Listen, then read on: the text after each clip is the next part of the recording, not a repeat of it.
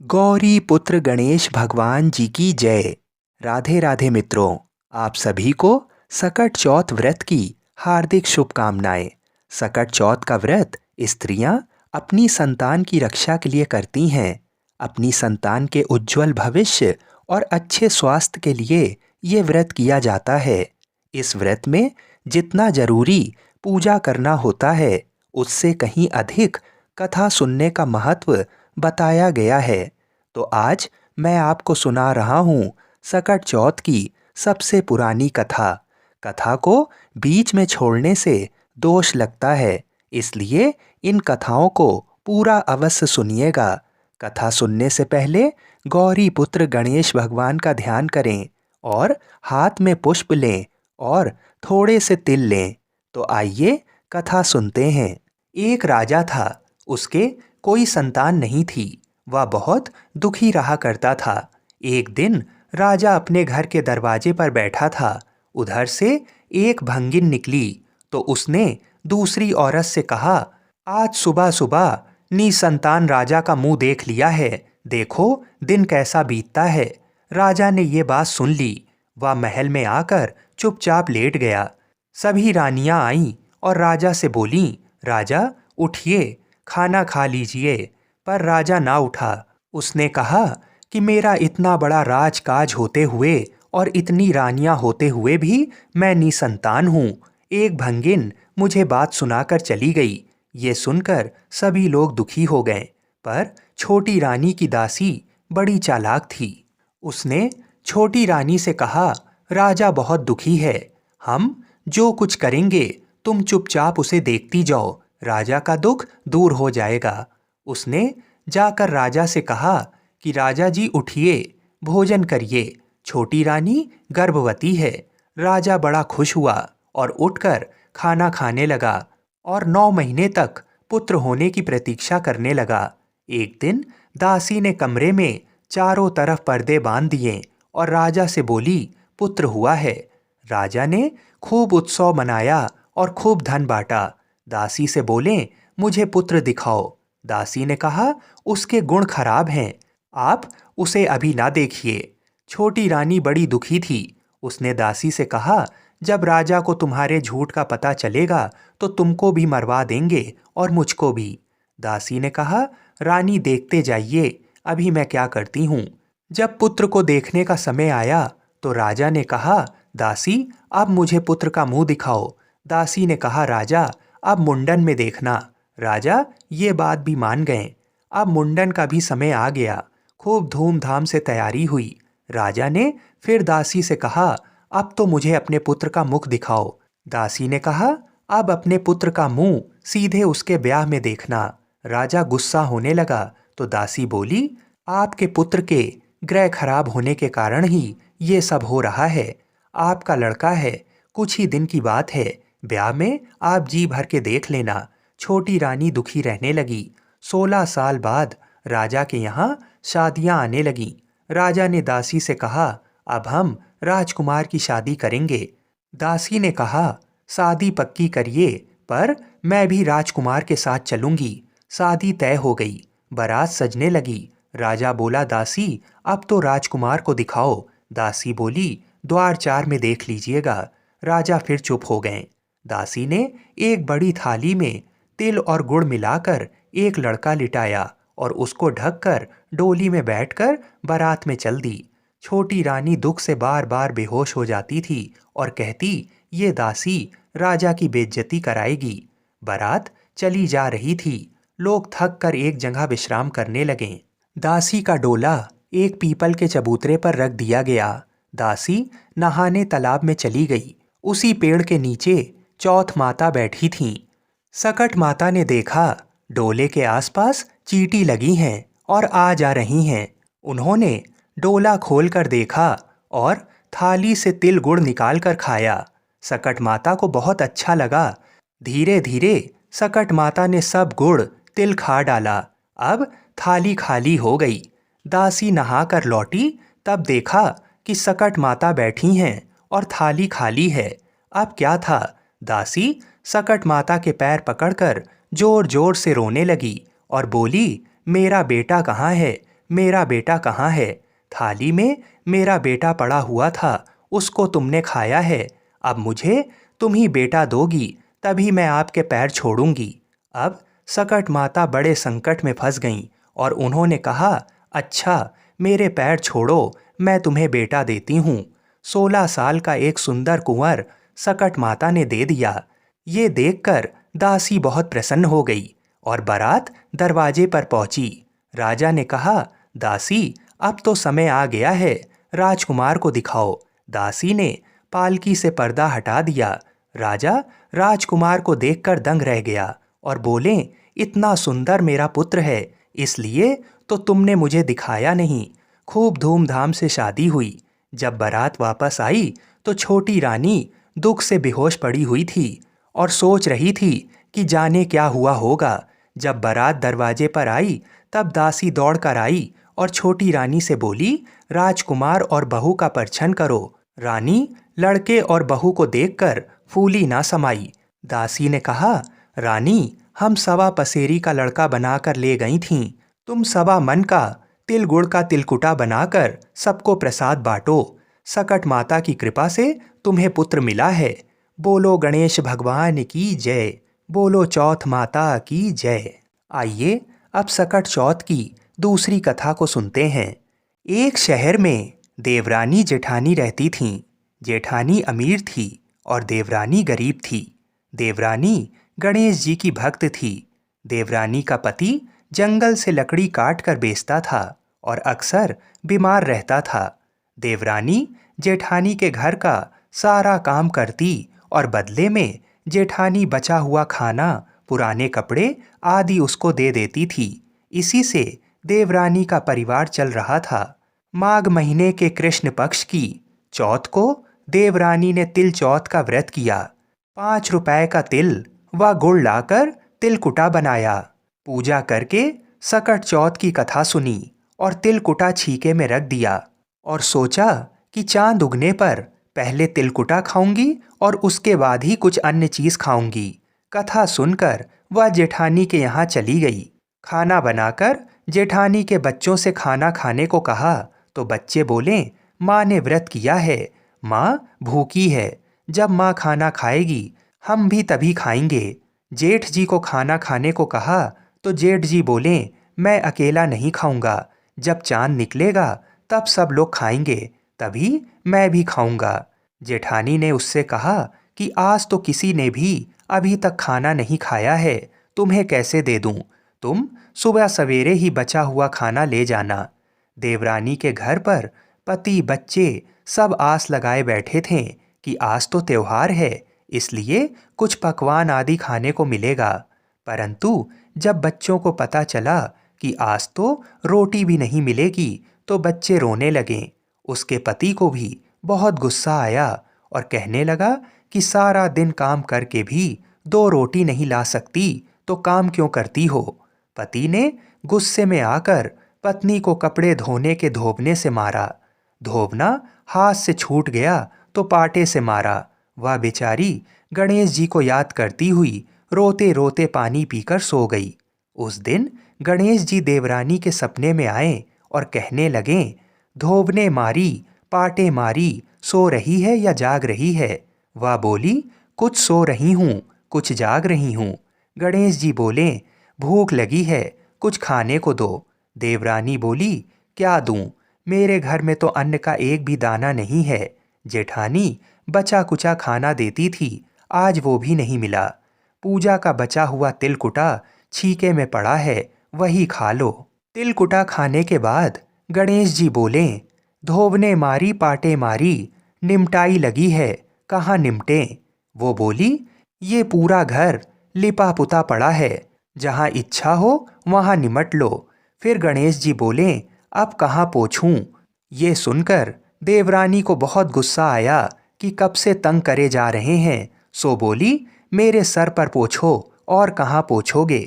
सुबह जब देवरानी उठी तो ये देखकर हैरान रह गई कि पूरा घर हीरे मोती से जगमगा रहा है। सिर पर जहाँ बिंदायक जी पोंछनी करके गए थे, वहाँ हीरे के टीके व बिंदी जगमगा रहे थे। उस दिन देवरानी जेठानी के यहाँ काम करने नहीं गई। देवरानी और उसके बच्चे सोना चांदी हीरे मोती बटोर बटोर कर रख रहे थे। तब भी सोना कम नहीं पड़ रहा था। बड़ी देर तक राह देखने के बाद जेठानी ने बच्चों को देवरानी को बुलाने भेजा। जेठानी ने सोचा कल खाना नहीं दिया, इसलिए शायद देवरानी बुरा मान गई है। बच्चे बुलाने गए और बोले, चाची चलो, माँ ने बुलाया है, सारा काम पड़ा है। दुनिया में चाहे कोई मौका चूक जाए, पर देवरानी जेठानी आपस में कहने का मौका नहीं छोड़ती। देवरानी ने कहा, बेटा बहुत दिन तेरी माँ के यहाँ काम कर लिया, अब तुम अपनी माँ को ही मेरे यहाँ काम करने भेज दो। बच्चे ने घर जाकर माँ को बताया कि चाची का तो पूरा घर हीरे मोतियों से जगमगा रहा है। जेठानी दौड़ती हुई देवरानी के पास आई और पूछा कि ये सब कैसे हुआ। देवरानी ने उसके साथ जो हुआ वो सब सच सच कह डाला। घर लौटकर जेठानी अपने पति से कहती है कि आप मुझे धोबने और पाटे से मारो। उसका पति बोला कि हे भली मानस, मैंने कभी तुम पर हाथ भी नहीं उठाया, मैं तुम्हें धोबने और पाटे से कैसे मार सकता हूँ। वह नहीं मानी और जिद करने लगी। मजबूरन पति को उसे मारना पड़ा। उसने ढेर सारा घी डालकर चूरमा बनाया और छीके में रखकर सो गई। रात को चौथ विंदायक जी सपने में आए और कहने लगे, भूख लगी है, क्या खाऊं। जेठानी ने कहा, हे गणेश जी महाराज, जो भी रूखा सूखा है वो खा लो। उसे खाने के बाद गणेश जी बोले, निमटाई लगी है, निमटे कहाँ। जेठानी महलों में रहती थी, फिर भी बोली कि जहाँ भी टूटी फूटी झोपड़ी में निपटना हो निपट लो। उसके बाद गणेश जी ने पूछा, अब पोंछूं कहाँ। जेठानी बोली, मेरे ललाट पर बड़ी सी बिंदी लगाकर पोंछ लो। धन की भूखी जेठानी सुबह बहुत जल्दी उठ गई। सोचा घर हीरे जवाहरात से भर चुका होगा, पर देखा तो पूरे घर में गंदगी फैली हुई थी और तेज दुर्गंध आ रही थी। उसके सिर पर बहुत सी गंदगी लगी हुई थी। उसने कहा, हे गणेश जी महाराज, ये आपने क्या किया। मुझसे रूठे और देवरानी पर टूटे। जेठानी ने घर की सफाई करने की बहुत कोशिश करी, परंतु गंदगी और ज़्यादा फैलती गई।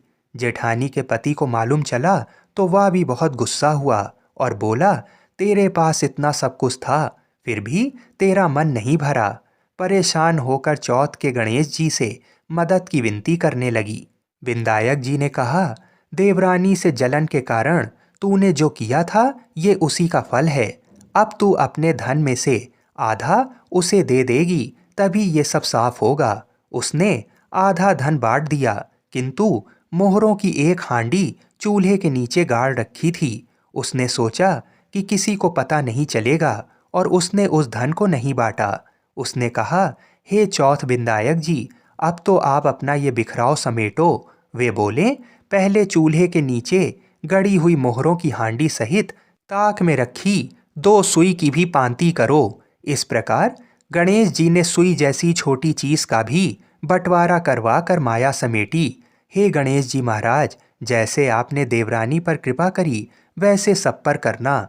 कहानी कहने वाले, सुनने वाले व हुंकारा भरने वाले सब पर कृपा करना, किंतु जेठानी को जैसी सजा दी वैसी किसी को मत देना। बोलिए गणेश जी महाराज की जय। बोलिए चौथ माता की जय। आइए अब सकट चौथ की तीसरी कथा को सुनते हैं। एक नगर में एक बूढ़ी माँ रहती थी। वह अपने बेटे की सलामती के लिए 12 महीनों की चौथ का व्रत करती थी।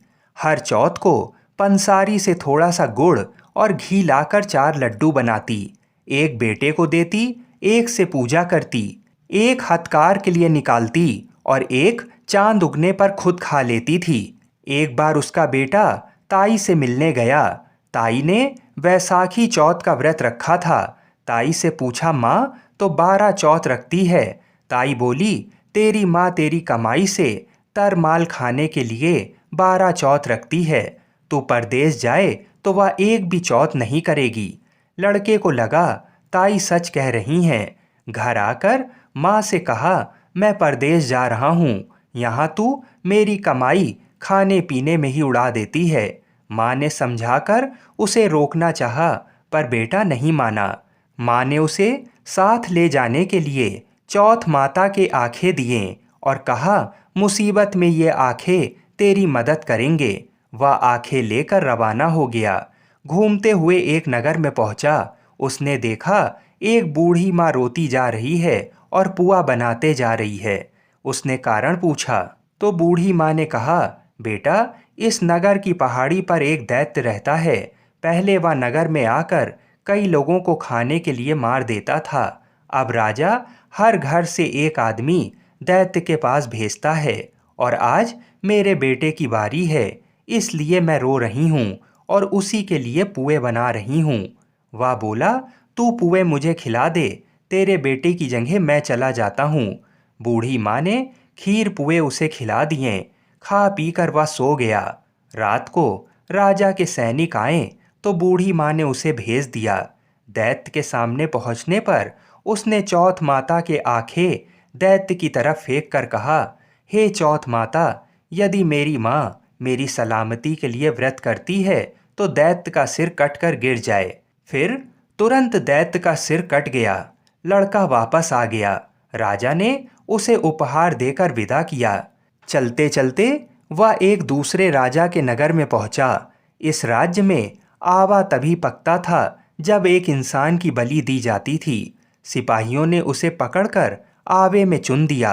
लड़के ने आंखें आवे में डाला और कहा, हे चौथ माता, यदि मेरी माँ मेरे लिए व्रत करती है तो आवा मेरी बलि लिए बिना ही झट से पक जाए। ऐसा कहते ही आवा तुरंत पक गया। आवे में से मिट्टी की जगह सोने चांदी के बर्तन निकले। अंदर से लड़का बोला, बर्तन धीरे धीरे निकालना, मुझे लग नहीं जाए। राजा ने उसे निकलवाया और पूछा, इस आवे से तुम बच कैसे गए? लड़के ने बताया कि उसकी माँ चौथ माता का व्रत करती है, व्रत के कारण ही वह बच पाया है। राजा को तब विश्वास नहीं हुआ। उसने एक चांदी की सुराही मंगवाई और कहा कि सुराही की नली से निकल कर दिखाओ, तभी मुझे विश्वास होगा।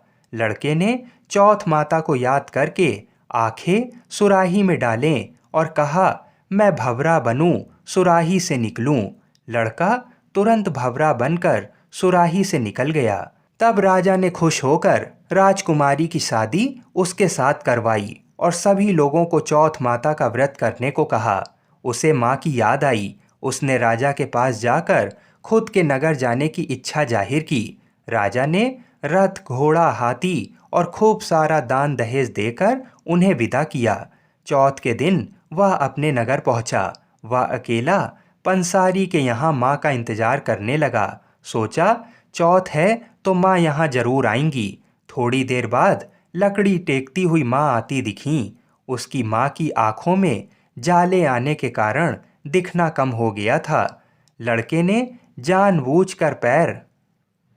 जानबूझकर उस स्त्री के बेटे को अपशब्द कहने लगा। माँ ने उसे नहीं पहचाना और कहने लगी, भैया, मुझे चाहे कितनी गाली दे दो, पर मेरे बेटे को कुछ मत कहना। ये सुनते ही बेटा माँ के चरणों में गिर पड़ा। कहा, माँ, मैं तेरा ही बेटा हूँ, मुझे माफ़ कर दो। तब माँ ने उसे गले लगा लिया। नगर के लोगों ने विश्वास नहीं किया कि वह उसी का बेटा है। बूढ़ी माँ ने चौथ माता को याद करके कहा, हे चौथ माता, यदि मैं अपने बेटे के लिए व्रत करती हूँ तो मेरे स्तन में दूध भर जाए और उसकी धार मेरे बेटे के मुख में गिरे। माँ के स्तनों से दूध की धार निकलकर बेटे के मुंह में गिरने लगी। लोग चौथ माता की जय जयकार करने लगे। उस नगर के सभी लोग चौथ माता का व्रत करने लगे। हे चौथ माता, जैसा बूढ़ी माँ और उसके बेटे की सहायता की, वैसे हमारी भी करना। कहानी कहने, सुनने और हुंकारा भरने वालों पर अपनी कृपा करना। बोलिए चौथ माता की जय। आइए अब सकट चौथ की चौथी कथा को सुनते हैं। एक साहूकार और साहूकारनी थे। वह धर्म पुण्य को नहीं मानते थे। इसके कारण उनके कोई संतान नहीं थी। एक दिन साहूकारनी पड़ोसी के घर गई। उस दिन सकट चौथ का व्रत था। वहां पड़ोसन सकट चौथ की पूजा करके कहानी सुना रही थी। साहूकारनी ने पड़ोसन से पूछा, तुम क्या कर रही हो? तब पड़ोसन बोली कि आज सकट चौथ का व्रत है, इसलिए कथा सुना रही हूँ। तब साहूकारनी बोली कि चौथ के व्रत को करने से क्या होता है? तब पड़ोसन बोली, इसे करने से अन्न धन सुहाग पुत्र सब मिलता है। तब साहूकारनी ने कहा, यदि मेरा गर्भ ठहर जाए तो मैं 1.25 सेर तिलकुट करूंगी और चौथ का व्रत भी करूंगी। श्री गणेश भगवान जी की कृपा से साहूकारनी के गर्भ ठहर गया। कुछ दिनों बाद वह फिर बोली कि मेरे पुत्र हो जाए तो मैं 2.5 सेर तिलकुट करूंगी। कुछ दिन बाद उसे पुत्र की प्राप्ति हो गई तो वह बोली कि हे चौथ भगवान, मेरे बेटे का विवाह हो जाए तो 5.25 सेर का तिलकुट करूंगी।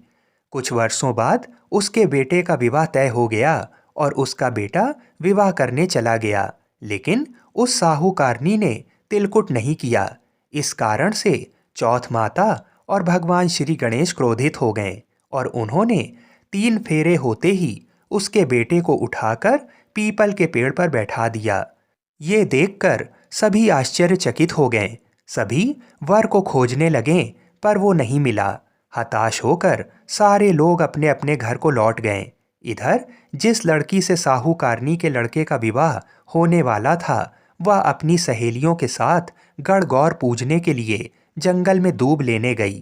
तभी रास्ते में पीपल के पेड़ से आवाज आई, ओ मेरी अर्ध ब्याही। ये बात सुनकर जब लड़की घर आई तो उसका स्वास्थ्य खराब रहने लगा और वह धीरे धीरे सूख कर काटा होने लगी। एक दिन लड़की की माँ ने कहा, मैं तुम्हें अच्छा खिलाती हूँ, अच्छा पहनाती हूँ, फिर भी तू सूखती जा रही है, ऐसा क्यों? तब लड़की अपनी माँ से बोली कि वह जब भी दूब लेने जंगल जाती है तो पीपल के पेड़ से एक आदमी बोलता है कि ओ मेरी अर्ध ब्याही। उसने मेहंदी लगा रखी है और सेहरा भी बांध रखा है। तब उसकी माँ ने पीपल के पेड़ के पास जाकर देखा तो वह हैरान हो गई। वह पुरुष कोई और नहीं, उसका जमाई ही था। तब उसकी माँ ने जमाई से कहा, यहाँ क्यों बैठे हो? मेरी बेटी तो अर्धब्याही कर दी और अब क्या लोगे? साहूकारनी का बेटा बोला, मेरी माँ ने चौथ का तिलकुट बोला था लेकिन नहीं किया, इसलिए चौथ माता और गणेश जी नाराज हो गए हैं और मुझे यहाँ बैठा दिया है। ये सुनकर उस लड़की की माँ साहूकारनी के घर गई और उससे पूछा कि तुमने मनोकामना की पूर्ति होने पर जो चौथ माता से मन्नत मानी थी वो तुमने पूरी क्यों नहीं की? तब साहूकारनी बोली, तिलकुट बोला था और मैं ये करना भूल गई। उसके बाद साहूकारनी बोली, मेरा बेटा घर आ जाए तो 2.5 मन का तिलकुट करूंगी। इस बार श्री गणेश भगवान प्रसन्न हो गए और उसका बेटा घर वापस आ गया। तब उसने जितना तिलकुट की मन्नत मानी थी वो सब उसने भगवान को अर्पण किया। इसके फलस्वरूप भगवान श्री गणेश ने उसके बेटे को फेरों में लाकर बैठा दिया। बेटे का विवाह धूमधाम से हो गया। तब साहूकारनी का बेटा एवं बहू घर आ गए। तब साहूकारनी ने 2.5 मन तिलकुट किया और बोली कि हे चौथ माता, आपके आशीर्वाद से मेरे बेटे और बहू घर आए हैं, इसलिए मैं हमेशा तिलकुट का व्रत करूंगी।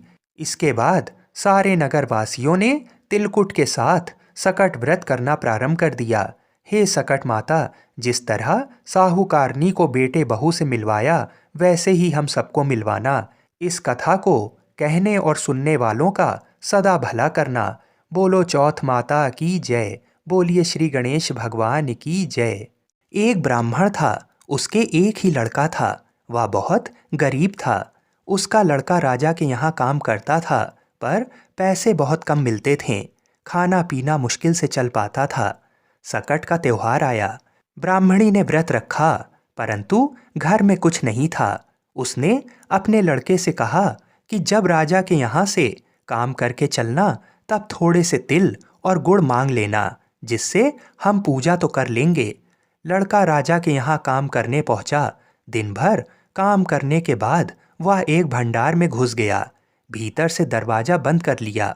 वहां तो सारी चीजें भरी पड़ी थीं, पर उसको चोरी की आदत तो थी नहीं। सोच रहा था चोरी करूं तो कैसे करूं, माघ का महीना है, चोरी जैसा भयंकर पाप कैसे करूं। बार बार वह कहता, तिल चुराऊं तो पाप, गुड़ चुराऊं तो पाप, माघ का पवित्र महीना क्या चुराऊं। पहरेदारों के कानों में शब्द पड़े। उन्होंने राजा को बुलाया। राजा ने जब सुना तो दरवाजा खटखटाया और पूछा कि तुम कौन हो। लड़के ने कहा, मैं आपके यहाँ काम करता हूँ। मैं बहुत गरीब हूँ। मेरी माँ आज सकट का व्रत रखी हैं। उसने कहा था कि जब राजा के यहाँ से लौटना तो थोड़ा सा तिल और गुड़ चुरा लाना, तो मैं सकट की पूजा कर लूंगी। पर मैं बहुत देर से सोच रहा हूँ कि माघ का महीना है, तिल चुराऊं तो पाप और गुड़ चुराऊं तो पाप। राजा ने कहा, मैं कैसे विश्वास करूं कि जो तुम कह रहे हो वह सत्य है। लड़के ने कहा, आप अपने आदमी को मेरे घर भेजकर पुछवा लीजिए। राजा ने आदमी घर भेजे। आदमियों ने बुढ़िया को पुकारा। बुढ़िया ने कहा, मैं बाहर नहीं आ सकती, मेरी धोती तो फटी है। आदमियों ने लौटकर राजा से कहा। राजा को दया आ गई। राजा ने कहा, गाड़ियों में जितना चाहो माल लदवा लो, सब तुम्हारा है। घर जाकर माँ से कहो कि खूब विधि से सकट की पूजा करें और सुख से जीवन व्यतीत करें। अब तुम्हें चोरी करने की कोई आवश्यकता नहीं है।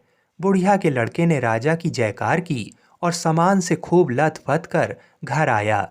बुढ़िया ने पूजा की और सुखपूर्वक जीवन व्यतीत करने लगी। बोलिए सकट माता की जय। बोलिए गणेश भगवान की जय। आइए अब गौरी पुत्र गणेश भगवान जी की बहुत ही सुंदर कथा सुनते हैं। एक बार गणेश जी एक लड़के का वेश धरकर नगर में घूमने निकले। उन्होंने अपने साथ में चुटकी भर चावल और चुल्लू भर दूध ले लिया। नगर में घूमते हुए जो भी मिलता उसे खीर बनाने का आग्रह करते थे। बोलते, माई खीर बना दे। लोग सुनकर हंसते। बहुत समय तक घूमते रहें मगर कोई भी खीर बनाने को तैयार नहीं हुआ। किसी ने ये भी समझाया कि इतने से सामान से खीर नहीं बन सकती, पर गणेश जी को तो खीर बनवानी ही थी। अंत में एक गरीब बूढ़ी माँ ने उन्हें कहा, बेटा चल, मेरे साथ चल, मैं तुझे खीर बनाकर खिलाऊंगी। गणेश जी उसके साथ चले गए। बूढ़ी अम्मा ने उनसे चावल और दूध लेकर एक बर्तन में उबालने के लिए चढ़ा दिए।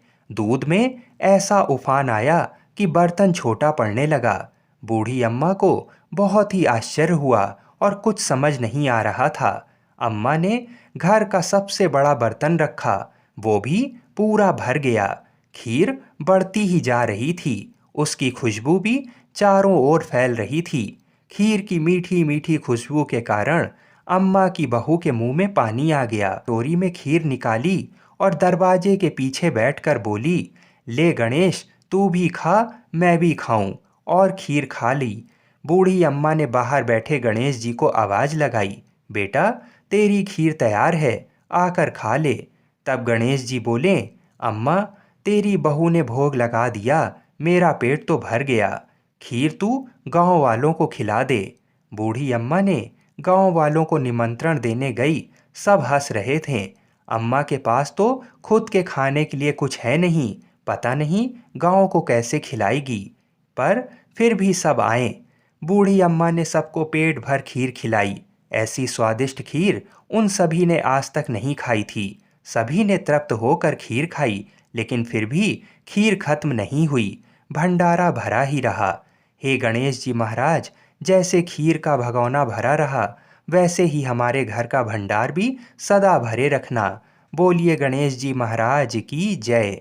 बोलिए श्री शंकर पार्वती भगवान की जय। आइए अब गणेश चतुर्थी की व्रत कथा को सुनते हैं। एक बार महादेव जी पार्वती जी सहित नर्मदा के तट पर गए। वहां एक सुंदर स्थान पर पार्वती जी ने महादेव जी के साथ चौपड़ खेलने की इच्छा व्यक्त की। तब शिव जी ने कहा, हमारी हार जीत का साक्षी कौन होगा। तब पार्वती जी ने तत्काल वहां की घास के तिनके बटोरकर एक पुतला बनाया और उसमें प्राण प्रतिष्ठा करके उससे कहा, बेटा हम चौपड़ खेलना चाहते हैं, किंतु यहाँ हार जीत का साक्षी कोई नहीं है, अतः खेल के अंत में तुम हमारी हार जीत के साक्षी होकर बताना कि हम में से कौन जीता और कौन हारा। खेल आरंभ हुआ। दैव योग से तीनों बार पार्वती जी ही जीतीं। अब अंत में बालक से हार जीत का निर्णय कराया गया तो उसने महादेव जी को विजय बताया। परिणाम के स्वरूप पार्वती जी ने क्रुद्ध होकर उसे एक पांव से लंगड़ा होने और वहां के कीचड़ में पड़ा रहकर दुख भोगने का श्राप दे दिया। बालक ने विनम्रता पूर्वक कहा, माँ, मुझसे अज्ञानवश ऐसा हो गया है। मैंने किसी कुटिलता या द्वेष के कारण ऐसा नहीं किया है।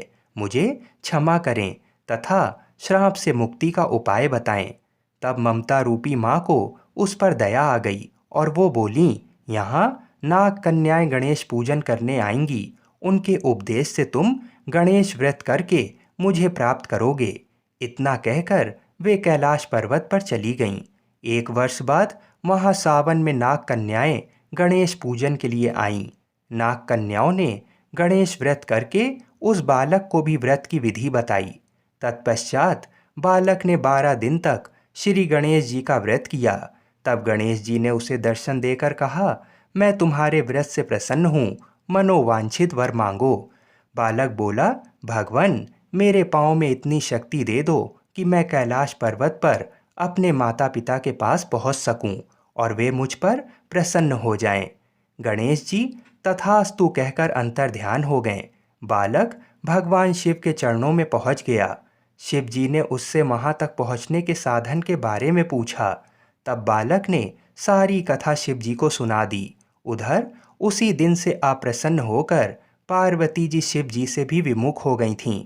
तदुपरांत भगवान शंकर ने भी बालक की तरह 21 दिन पर्यंत श्री गणेश जी का व्रत किया, जिसके प्रभाव से पार्वती जी के मन में स्वयं महादेव जी से मिलने की इच्छा जागृत हुई। वे शीघ्र ही कैलाश पर्वत पर आ पहुंचीं। वहां पहुंचकर पार्वती जी ने शिव जी से पूछा, भगवान, आपने ऐसा कौन सा उपाय किया जिसके फलस्वरूप मैं आपके पास भागी भागी आ गई हूँ। शिव जी ने गणेश व्रत का इतिहास उनसे कह दिया। तब पार्वती जी ने अपने पुत्र कार्तिकेय से मिलने की इच्छा से 21 दिन पर्यंत 21-21 की संख्या में दूर्वा पुष्प तथा लड्डुओं से गणेश जी का पूजन किया। 21वें दिन कार्तिकेय स्वयं ही पार्वती जी से आ मिले। उन्होंने भी माँ के मुख से इस व्रत का महात्म्य सुनकर व्रत किया। कार्तिकेय जी ने यही व्रत विश्वामित्र जी को बताया। विश्वामित्र जी ने व्रत करके गणेश जी से जन्म से मुक्त होकर ब्रह्म ऋषि होने का वर मांगा। गणेश जी ने उनकी मनोकामना पूर्ण की। ऐसे हैं श्री गणेश जी, जो सबकी कामनाएं पूर्ण करते हैं।